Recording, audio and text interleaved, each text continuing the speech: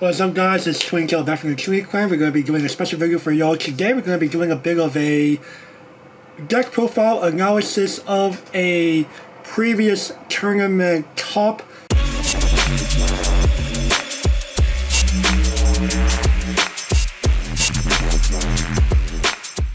So it's going to be for none other than the World Finals of Shadowverse Evolve for the World Invitational 2023. So with that, go ahead and get right into it. So it's going to be a little different where it's not going to be, let's say, our own deck profiles or our own decks or theory crafting, none of that stuff here. Instead, we're going to be going over a proven, to whatever extent y'all want to call that, deck that has made its way through long haul battles throughout the Invitational circuit of Shadowverse Evolve, the World, we're talking about none other than the World Invitational 2023 for Shadowverse Evolve for the game's debut year in English. So again, we're going to go ahead and get right into the deck profile. So this is none other than Daniel Yanto's Dragoncraft deck that he took into the World Finals and was able to cinch the champion title for the debut big event. So he starts off with none other than 3 Bell Ringer Angel. This card is like staple in so many different decks. I mean, funny, of course, Dragoncraft being one of them. Yes, this is a Dragoncraft deck. The fact that she is able to both be a ward and cantrips herself when she dies due to her last word's ability. Very, very powerful. Again, early Shadowverse, keep in mind that the Shadowverse Evolve World Invitational 2023 World Finals was played from or up until Collaboration Booster 01 Uma Mushme Pretty Derby. So all we really had were the trial decks, the first booster set, Advent Genesis, second booster set, Ring of Bahamut, and of course none other than the Collaboration Starter deck and the Collaboration Booster set, Almost Made Pretty Derby. So there's not a whole lot of quality of life to really be going around. In fact, for all we care, some decks in JP, which are already up to, as of the time of this recording, Booster set 08, I'm not even going to attempt a transmission of that booster set name, are still running Bellringer Angel. That's just how powerful she is, and when you go have rotation, cards like that can just kind of last forever. I know I talk about Bellringer Angel a little too much. So then we move over to 3 copies of Blazing Breath. A 1-cost spell does 2 damage to any enemy forward or 4 when you're at overflow. Card's way too powerful. It's basically angelic snipe on steroids. The fact that it's a quick as well, just like angelic snipe. It is a very powerful Dragoncraft card to get rid of early aggression, get rid of goblins, ninja trainees, etc. As well as in the later part of the game, that 4 damage can come in clutch. It could be the difference between getting rid of something and otherwise not. Very, very powerful. And to end off the guy's cost once, he of course plays 3 copies of Dragon Song Flute, one of our primary amulet enablers in the discard archetype that's introduced and kind of maintains its stability for quite a while for some formats to come, starting with Booster Set 02 Ring of Bahamut. So amulet Fanfare can pay an additional 3 play points to spawn a Hellflame Dragon token, a 4/3 2 cost with Rush, and draw a card on top of that. Again, these very, very handy characters are just very, very nice to have in these early formats of a game like Shadowverse Evolve. On top of that, once you're in overflow, you can, during your own main phase, engage it, discard a card to put a Hellflame Dragon to your EX area so you can have some easy things to spawn, as well as enable some of your other shenanigans when it comes to discarding. More on that later. And when it's discarded from your hand for any reason at all, do the same thing, put a Hellflame Dragon onto your EX area. So very, very easy discard fogger, as well as being a very, very good enabler for your discard Dragon shenanigans. Then moving to costumes, of course, we're in Dragoncraft. We have to play no other than 3 copies of Dragon Oracle. You want Dragoncraft wants to ideally go first against the vast majority of matchups, and having that extra play point to go ahead of the curve, so to say. Very, very handy. Allows Dragoncraft to play its stronger cards turns earlier and just really overwhelm opponents as early as possible. And in later parts of the game, when you no longer need the extra play points, it can be used to just cantrip itself, replace itself for an easy 2 play points. Overall, not too shabby, kind of the reason to play Dragoncraft, you know. Okay, moving on from that, we play 3 copies, or he plays 3 copies of Trailer Light. You can play as a normal 2 cost spell. You just simply draw a card. Again, like Dragon Oracle, you choose that more instead of ramping. Or when it's discarded, the primary reason why you play Trailer Light because we are primarily a discard dragon mid-range deck. When it's discarded, draw a card. Very easy to make up. Okay, moving on to cost 3s. He starts off with 3 copies of Dragon Warrior that will do its evolve thing and just really go 2 for 2. We'll go to the evolve deck. More on that when we get there, of course. Of course, because we're dealing with stuff like Uma Musume and Forest Crash Crystallia Eves. 3 Sub-Wrath is pretty much mandatory for a lot of Dragoncraft players, so that they don't just simply die to unanswered board. Deal 5 damage as a quick to any enemy forward, and during overflow, cantrip, draw a card. Very, very simple, very, very handy card. And to top off our cost 3s, kind of one of the scary win costs because of how it does damage over time. Draco Master's Rights and 3 cost Amulet, you know, kind of the other cornerstone of the discard dragon engine. Fanfare, discard 1 and heal 1 that has unironically been a saving grace because of the fact that one of Dragoncraft's main weaknesses is just early aggression. And at the end of a beginning of your end phase in which you discard during your own turn, deal 2 damage to your choice of enemy forward or enemy leader. Could just kind of start doing damage to the face over time, or start getting rid of pesky aggro boards and hopefully put the opponent behind. Very, very powerful amulet overall. Still kind of sees a role in some later combo decks that we see farther on in Shadowverse of Lost Life, but I digress. What cost for us? Another reason to be playing Dragoncraft is Dark Dragoon Forte. 4 cost, 5-1 with Storm. Of course, sometimes that 5-1, that 5 can just kind of matter because your opponent is a complete tapped out, has no words to answer you. That's very fine. But when we get to, again, the Evolve deck, you know, very, very crazy stuff that she allows you to do for just the cost of 2 to evolve. Unfortunately, I do not own these cards. They're currently with Darkness. 2 copies of Urg that I just have as face down cards. 4 costs, 2/2. Fanfare, choose one of your opponent's forwards and shove it into your ES area if they have an open ES area slot. And it can evolve for 1. That evolve for 1 can be very, very nasty if timed correctly. And of course, 1 copy of Execution. In conjunction with 2 Urg, it's very handy against amulet-based strategies. Think something along the lines of, say, Leonidas mid-range sword. That Leonidas resolve can be really, really annoying for no real reason, and Dragoncraft would prefer not to just die to stuff like boosted novice troopers in the later part of the game. Moving on to cost 5s, we have another edition from the Ring of Bahamut set. This time it's Dark Angel Olivia, 5 cost, 5/5. On play, do up to 2 of the following. Draw 1 card. The opponent discards 1 card from their hand of choice. Heal 3, or gain an evolution point. Usually you choose draw 1 and heal 3, but sometimes forcing the opponent to discard cards when they're starting to run out of hand resources can be very, very clutch.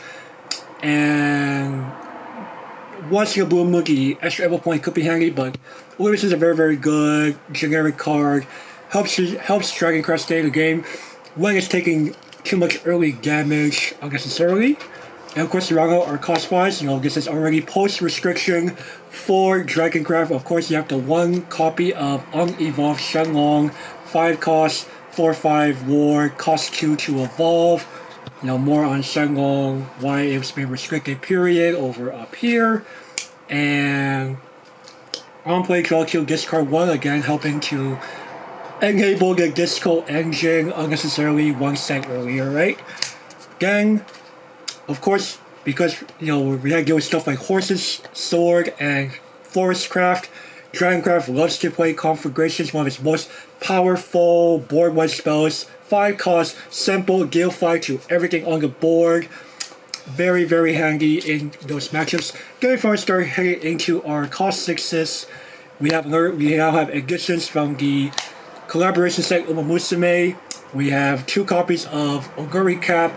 You could either pay 1 to raise her 1 time, pay 2 to raise her twice, or pay 3 to raise her 3 times. Like each time she's raised, she gets +2 attack and 1 defense, as well as having a fanfare, discard 2 to gain Storm, and strike, deal 3 damage to all enemy forest. This is kind of the new Genesis Dragon, so to say, but with generally fewer risks simply because of the fact that sometimes you only need 1 or 2 races to be able to do that extra lethal damage of 6 or 8 respectively, and sometimes people can just put it down as a simple rush, deal 3 damage to a very wide board. That can also just be handy in certain matchups. Overall, very, very flexible finisher. That can also just be a decent one-sided dragon wings. So that's very, very handy to have. And to round out our cost 6s, he plays 2 copies of Riko Kashimoto Plank Perfection, a neutral from the Uma Musume collab set that unironically Uma Musume does not play because she lacks the Uma Musume trait that a lot of their cards care about. Anyway, she has Rush, and when she strike, if she's completely alone with no other ally followers on the board, choose one of your opponent's followers, kill it, deal 3 damage to the opponent. The fact that she has burn damage along with going possibly 2 for 2 could be very powerful in a lot of matchups. Overall, very, very good reach card, and oh gosh, if she goes unanswered after that, it is crazy.